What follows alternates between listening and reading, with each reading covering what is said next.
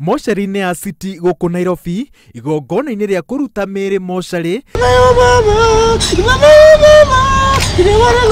ya andũ arĩa makuire mĩrũrũngano-inĩ ya kũnyita ũgeni Odinga akiuma Rũraya, niho Mutongoria wa NASA akindĩrĩte atĩ mũbango wa kumuihitithia mũthenya wa kerĩ kiumia gĩũkĩte no nginya ũgakinyanĩra. Not recognize the swearing in into office as a result of the so-called elections of 26th of October. We don't. We will go by the result of elections of 8th of August, when the Kenyans expressed their will, and we will not be intimidated. Odinga nĩ anyururitie mabururi ma Rũraya marĩa mambĩrĩirie kũhĩmbĩria ũtongoria wa President Uhuru Kenyatta na makoretwo makĩmwĩra ateanirie mĩto ya kumuihitithia na ahĩmbĩrie njĩra ingĩ cia gĩgatiba cia kũhorohia gĩthagathago gĩa kĩũteti kĩrĩa kĩaya gũkorwo kĩrĩ Kenya. The Kenyan problems will be resolved by Kenyan people. Our friends can give us advice. Give those advice in private. Don't come and shout at us and tell us that we are going to violate constitution. Which constitution may put?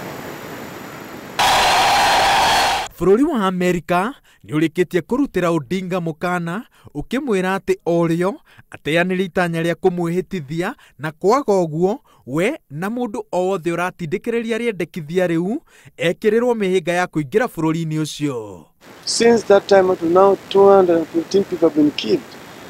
Nobody is talking about it. Yet they have the impudence and audacity to come and advise us, forget and move on. The will of the Kenyan people is not going to be stopped, it's unstoppable. We will move and we will do what is right for the people of Kenya.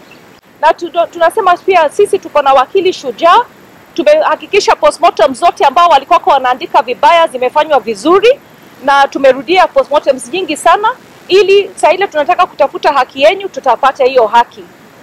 Thutha ũcio Odinga athire moshari-inĩ ya Lee kũhe mũmbunge wa Kitui ya ithũĩro Francis Nyeze gĩtĩo kĩa mũthia kũrĩa mũtũgĩrĩtie ta mũtongoria ũrendete thayũ. Nyeze arakuĩrĩire thibitarĩ-inĩ ya Nairobi akĩrigitwo mũrimũ wa kansa ya mara. Ngĩribotera Inooro TV, njĩtagwo Waweru wa Nyambura.